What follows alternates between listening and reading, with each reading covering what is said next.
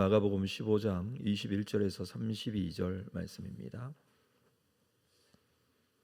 마가복음 15장 21절에서 32절 한 절씩 교독하겠습니다. 마침 알렉산더와 루포의 아버지인 구레네 사람 시몬이 시골로부터 와서 지나가는데 그들이 그를 억지로 같이 가게 하여 예수의 십자가를 지우고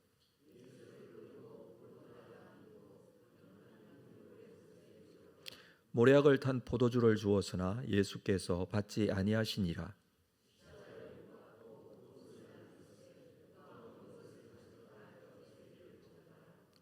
때가 제3시가 되어 십자가에 못 박으니라. 강도 둘을 예수와 함께 십자가에 못 박으니 하나는 그의 우편에 하나는 좌편에 있더라.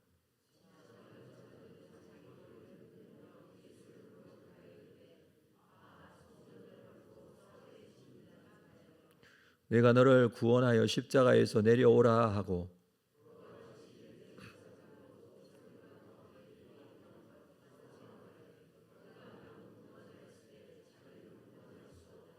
함께 읽습니다. 이스라엘의 왕 그리스도가 지금 십자가에서 내려와 우리와 보고 믿게 할지어다 하며 함께 십자가에 못 박힌 자들도 예수를 욕하더라. 예수님께서 십자가에 못 박히시기 전에 당하신 고난들이 있었습니다. 이 예수님의 고난은 십자가 그리고 채찍에 맞으심 뿐만 아니라 사람들로부터 희롱과 그리고 조롱을 또 침뱉음을 당하신 이 모든 것들이 다 포함이 되어 있었습니다. 군인들에게 희롱을 당하신 예수님 이후에 골고다로 이제 끌려가십니다. 당시에 사용한 십자가는 우리가 알고 있는 이 십자가의 모양뿐만 아니라 X자형이나 T자형 십자가도 있었습니다. 예수님께서 달리신 십자가는 유대인의 왕이라는 이 죄패가 머리 위에 붙어 있었다라고 그렇게 성경에서 기록하고 있기 때문에 지금 우리가 흔히 알고 있는 십자가의 모양, 그 모양으로 아마 달리신 것 같습니다. 보통 수직 기둥은 형을 집행할 장소에 미리 준비해 두고 수평 기둥은 죄인의 등에 지고 형장으로 갔다고 합니다. 형장에 도착해서 이 수직과 수평 이 십자가를 조립하여 십자가를 이루었죠. 십자가가 조립이 되면 땅에 누워 있는 상태로 죄인들을 못 박았습니다. 이후에 십자가를 들어 올려서 수직으로 세웠는데 십자가에 달리면 보통 며칠씩 고통스럽게 달린 상태로 죽어가는 아주 잔인한 형틀이 십자가였습니다. 대부분 마지막에는 질식사하는 경우가 대부분이었습니다. 예수님은 자신이 매달릴 십자가를 지고 형장으로 끌려갔다라고 합니다. 이미 채찍질을 많이 당하고 피를 많이 흘렸고 몸이 너무 나약해진 그런 상태였기에 이 십자가를 지고 가는 것은 너무 어려운 일이었습니다. 시간이 지체되고 로마 군인들은 시몬이라는 구레네 사람에게 십자가를 억지로 지게 했습니다. 21절 말씀에 마침 알렉산더와 루포의 아버지인 구레네 사람 시몬이 시골로부터 와서 지나가는데 그들이 그를 억지로 같이 가게 하여 예수의 십자가를 지웠다고 합니다. 구레네 사람, 구레네에 사는 사람이라는 뜻이죠. 북아프리카 리비아에 있는 오늘날 그 리비아에 해당이 되는 구레네라는 도시에 사는 사람입니다. 여기에는 헬라인들도 많이 있었지만 유대인들이 많이 살고 있는 그런 도시였습니다. 아마도 이 사람은 구레네에서 지금 유월절을 지키기 위해서 예루살렘을 방문한 순례객이었을 것입니다. 그리고 이 시몬에게는 알렉산드와 루포의 아버지라고 기록을 하고 있는데, 루포라는 사람은 성경에 따로 또 기록이 되어 있습니다. 로마서 16장에 보면 13절에 주 안에서 택하심을 입은 루포와 그의 어머니에게 문안하라. 그의 어머니는 곧 내 어머니니라. 바울이 로마서를 기록하면서 이 문안 인사를 하는데 로마에 있는 성도들 중에 루포 그리고 그의 어머니, 루포가 이 시몬의 아들이니 그의 어머니는 시몬의 아내가 될 것입니다. 마가복음의 입장에서는 지금 네로 황제의 박해 때에 로마에 있는 성도들을 위해서 이 마가복음을 기록을 했는데, 이 마가복음을 읽는 독자들은 로마 교회의 루포라는 성도를 이미 잘 알고 있었던 것으로 보여지죠. 그래서 이미 로마 교회의 성도 중에 루포 그리고 그의 어머니, 사도 바울도 또한 이들과 교제하고 있었고 또 알고 있는 이였습니다. 그 말은 지금 구레네 시몬은 억지로 예수의 십자가를 지고 형장으로 가게 되었지만 사실 이 사건으로 온 가족이 예수를 믿는 가정이 되었다라는 것을 보게 됩니다. 22절 이어서 보면 예수를 끌고 골고다라 하는 곳, 번역하면 해골의 곳에 이르러, 골고다에 도착했다라고 하죠. 골고다라는 단어는 해골의 장소라는 뜻을 가지고 있다고 성경에서도 번역을 하고 있습니다. 골고다라는 이 단어는 아람어를 소리 나는 대로 그냥 헬라어로 적어 놓은 것입니다. 그래서 골고다라는 장소가 아람어로 현지에서 사용하는 단어였다는 것이죠. 성경에는 나오지 않지만 흔히 우리가 갈보리라고도 많이 합니다. 같은 장소를 말하기는 하는데, 갈보리라는 이 단어는 따로 성경에 있는 것은 아니지만 제롬이라는 사람이 헬라어 성경을 라틴어로 번역하면서 이 해골이라는 칼바리아라는 라틴어, 그것을 그냥 그대로 적어 놓은 것입니다. 그래서 여기에서 라틴의 성경에 나오는 단어를 찬송가에서 그냥 그 단어를 사용한 것이죠. 이 골고다가 지금은 예루살렘 중앙에 위치해 있지만 그때 당시에는 예루살렘으로 들어오는 큰 길가에 있었던 것으로 그렇게 여겨집니다. 제자들은 다 도망가고 시몬 베드로는 예수님을 부인하고 예수님 홀로 지금 십자가를 지시는데, 구레네 시몬이 억지로 십자가를 지고 가게 되었다라고 합니다. 이것 또한 참 안타까운 상황을 우리에게 보여주지만 이 모든 상황이 또 하나님의 은혜가 되었다라는 것을 우리가 이 본문에서 깨닫게 됩니다. 우리에게 주어진 또 억지로 져야 할 십자가가 있을 수 있습니다. 구레네 시몬처럼. 그러나 그것이 하나님께서 주시는 은혜의 도구가 될 수 있음을 우리는 이 본문을 보면서 우리 개인적으로 좀 생각을 해볼 수 있습니다.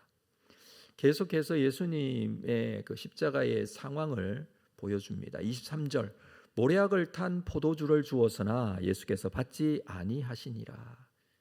로마 군인들이 모략을 탄 포도주를 예수님께 주었습니다. 당시 사람들은 이 술이 진통제 역할을 하기 때문에 술을 마시면 고통을 조금 덜 수 있지 않을까라는 그런 생각을 했었는데, 그렇지만 로마 군인들이 예수님의 고통을 덜게 해주기 위해서 이 모략탄 포도주를 준 것은 아닌 것 같습니다. 그것은 바로 예수님을 희롱하기 위해서이죠. 마태복음에서는 쓸개 탄 포도주라고 기록을 하고 있는데, 쓸개라는 이 단어는 콜레라는 헬라어 단어, 쓴 식물을 말합니다. 그러니까 쓸개를 탔다라는 것이 아니라, 그거는 번역을 그렇게 한 거고요. 쓸개를 탔다는 것이 아니라 쓴 포도주다라는 의미예요. 그래서 사람이 도저히 마실 수 없는, 입을 댈 수 없는 그런 쓴 포도주를 예수님께 이렇게 준 것은 로마 군인들이 십자가에 달린 이 예수를 그만큼 희롱하고 조롱하는 그런 행동으로 볼 수 있습니다.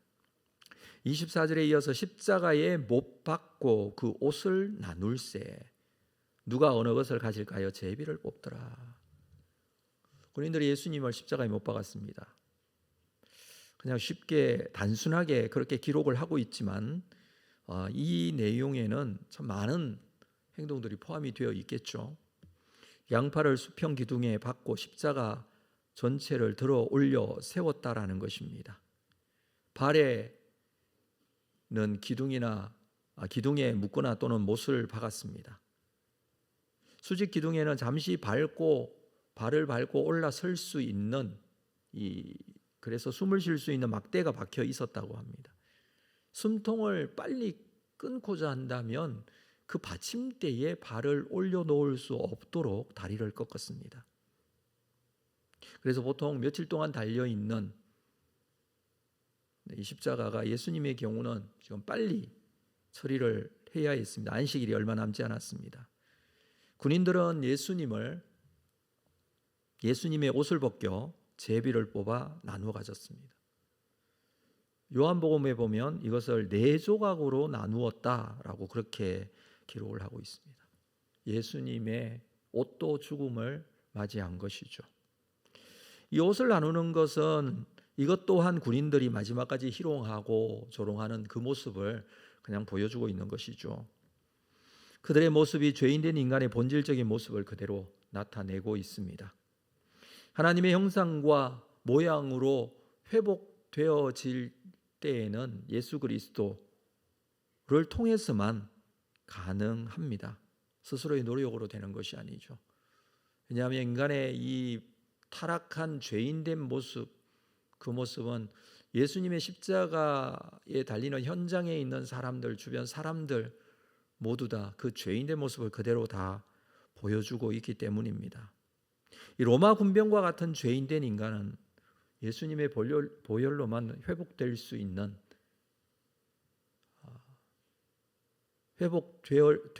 사람이라는 것을 우리가 생각할 수 있습니다. 자, 25절에 보면 때가 제3시가 되어 십자가에 못 박으니라. 시간은 제3시. 이 시간은 로마 시간으로 현재 오전 9시에 해당이 됩니다. 지난 밤에 겟세마네에서 기도하신 예수님이 기도로 하고 나오시다가 잡히셨고 밤중에 산헤드린 공회의 재판을 받으셨고 새벽에 빌라도의 재판을 받으시고 그리고 형이 확정되어 골고다까지 십자가 지고 오셨고 못 박힌 시간이 오전 9시였다라는 것입니다. 일반적으로 십자가 처형은 굉장히 오래 걸리기 때문에 십자가에 못 박은 후에 군인들은 그 자리를 떠났다가 나중에 확인하러만 돌아오는 그런 경우이지만 지금 이들은 자리를 비우지는 않습니다. 아마 상황이 평상시와는 다른 특이한 상황이라는 것을 알고 있었기 때문에 그랬던 것으로 보여지고요. 예수님께서 십자가에 못 박힌 상태는 26절에 그 위에 있는 죄패의 유대인의 왕이라 써 있습니다. 예수님은 섬김을 받는 그런 왕이 아니라 섬기고 고난받으시는 인자로 이 땅에 오셨습니다. 그러나 유대 지도자들이 예수님을 십자가에 처형할 수 있는 유일한 방법, 그것은 예수님을 반란자, 로마에 대항하는 반란자로 만들어야 했습니다. 그래서 그 죄를 유대인의 왕이라는 죄패에 붙여놓은 것이죠. 죄패에 붙어있는 내용이지만 이 내용은 사실이 되었습니다. 실제로 예수님은 유대인의 왕으로 뿐만 아니라 온 세상, 온 인류의 왕으로 그들을 구원하실 왕으로 오신 분이시기 때문에 그렇습니다. 27절을 볼까요? 강도 둘을 예수와 함께 십자가에 못 박으니 하나는 그의 우편에 하나는 좌편에 있더라. 예수님 양옆에 강도 둘이 함께 못 박혔습니다. 아마 이 바라바의 부하였을 것입니다. 야고보와 요한이 탐내던 자리이죠.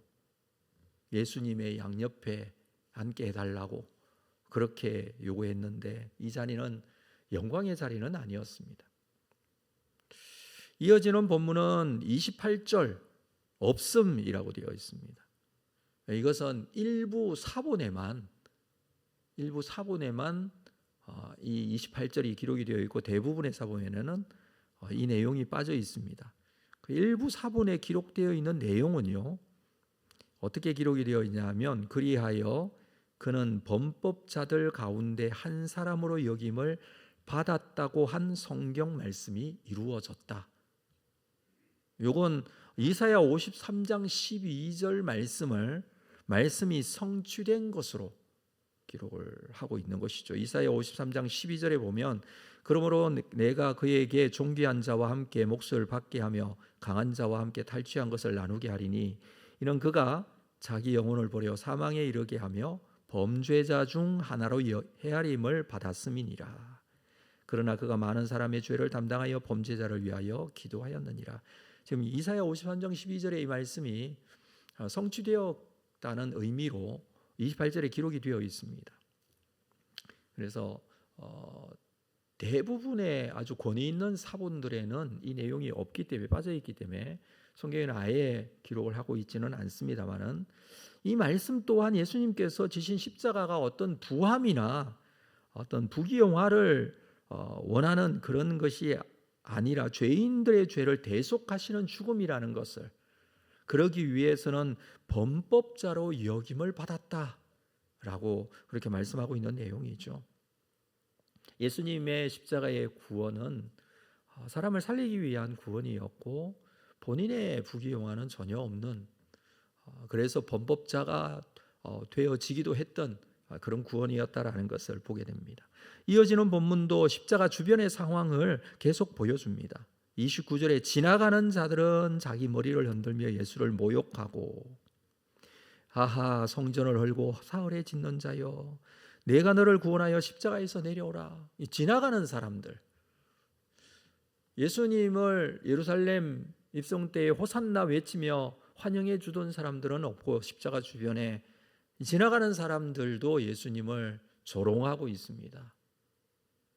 성전을 헐고 사흘 만에 짓는 자요. 머리를 흔든다라는 것은 멸시와 경멸을 의미하죠. 이 말을 하는 것을 보면 아마 대제사장 무리가 여론을 조장한 사람들이라고 할 수 있을 것입니다. 이들도 예수님을 조롱하고 있습니다. 그들을 예수님을 비난하고 있습니다. 예수님은 성전된 자기 몸이 죽고 3일 만에 부활하실 것입니다. 그런 의미로 이 성전을 헐라 내가 3일 만에 일으키리라 그 말씀을 하셨던 것이죠. 그러나 이 모든 내용은 오히려 비난의 내용이 되었고 조롱하는 그런 부분이 되었습니다.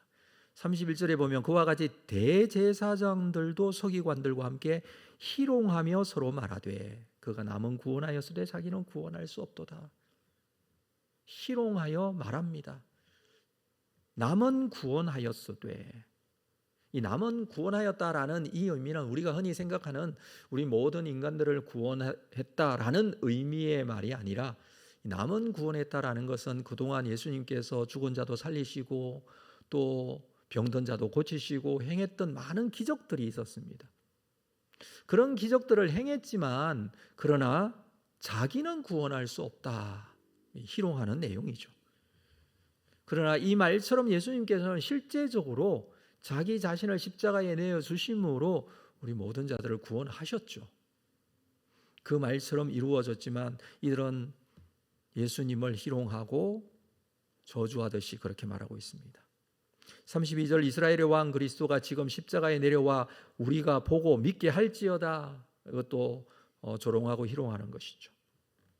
뿐만 아니라 함께 십자가에 못 박힌 자들도, 이건 양평 강도를 말합니다. 그들도 예수님을 욕했다라고 합니다. 지금 예수님 주변에는 다 예수님을 조롱하고 희롱합니다. 군인들이 어떻게 조롱하고 희롱했는지, 지나가는 사람들이 어떻게 했는지, 대제사장들 서기관들이 어떻게 했는지, 함께 달린 십자가에 있는 양평 강도가 어떻게 했는지 그 내용을 쭉 기록을 하고 있습니다. 그러나 사실 생각해 보면 이들도 모두 예수님의 십자가의 보혈로 구원받아야 할 죄된 인간들입니다. 인간의 죄된 모습이 그대로 보여지고 있지만 이들 또한 예수님께서 십자가의 죽으심으로 구원받을 수 있는 대상들입니다. 조롱하고 침뱉던 군인들도 예수님의 구원이 필요한 자들입니다. 이것이 구원의 놀라운 은혜라고 생각합니다. 욕하고 비난하고 조롱하는 사람도 죄인된 인간이고 모두 구원의 대상입니다. 예수께서 십자가에 죽으신 것은 죄인을 구원하시기 위하여 죽으신 것입니다. 우리는 우리 주변에 많은 사람들, 구원받아야 할 구원의 대상된 죄인들을 참 많이 보고 있습니다. 나 또한 그 중에 한 사람이죠. 우리에게는 이런 구원을 받아야 할 이들이 너무나 많습니다. 그래서 예수님께서 십자가를 지실 때 이렇게 조롱당하고 이렇게 고난당하시며 십자가에 죽으신 모습을 보고 우리가 주님의 십자가를 따라갈 수 있는 그런 삶의 모습이라면 주님께서 우리에게 맡겨주신 또 우리가 져야 할 십자가뿐만 아니라 우리가 주님께서 구원하신 그 놀라운 구원의 은혜를 함께 나눌 수 있고 함께 증거할 수 있고 이것을 위하여 쓰임 받을 수 있어야겠습니다. 그래서 우리의 기도는 구원을 위한 기도가 되어야 할 것이고 우리의 사역이 구원을 위한 사역이 되어야 할 것입니다. 한 사람을 볼 때에도 그 사람을 하나님께서 구원하실 예수 그리스도의 십자가가 필요한 사람으로 볼 수 있어야 할 것입니다. 이것이 예수님께서 십자가를 지신 이유이고 구원을 위한 주님의 놀라운 은혜의 사역이었습니다. 고난의 이유였던 것이죠. 나를 위하여 고난받으신 주님 뿐만 아니라 온 인류의 죄인된 인간을 철저하게 죄인된 너무 죄인된 그 인간을 위하여 십자가 지신 예수님, 고난당하시고 조롱을 참으신 예수님, 그 예수님께서 가신 길 우리 또한 따라가며 구원의 놀라운 은혜를 이루어가는 믿음의 사람들 다 될 수 있기를 주의 이름으로 축복합니다. 기도하겠습니다. 하나님 아버지, 많은 사람들의 이 조롱의 고통을 고난을 당하시며 십자가를 참으시고 구원을 완성하시고 사람들을 살려주시고 생명 구원의 역사를 이루어 주신 주님, 그 주님을 우리가 가신 길을 묵상하며 우리의 삶 또한 주님 가신 길을 따르고자 합니다. 우리가 하나님의 놀라운 은혜로 구원받아야 할 나뿐만 아니라 많은 사람들을 향한 이 마음, 주님께서 구원하셨던 그 놀라운 은혜가 우리의 삶 속에서도 이루어지기를 원합니다. 구원을 위해서 기도하고 또 구원을 위해서 쓰임받는 그런 삶이 되기를 원합니다. 한 영혼 한 영혼 주님께로 구원받게 되는 놀라운 은혜 우리를 통해서 이루어지게 하여 주시고 우리 또한 감사함으로 이렇게 쓰임받을 수 있도록 인도하여 주옵소서. 예수님의 이름으로 기도합니다. 아멘.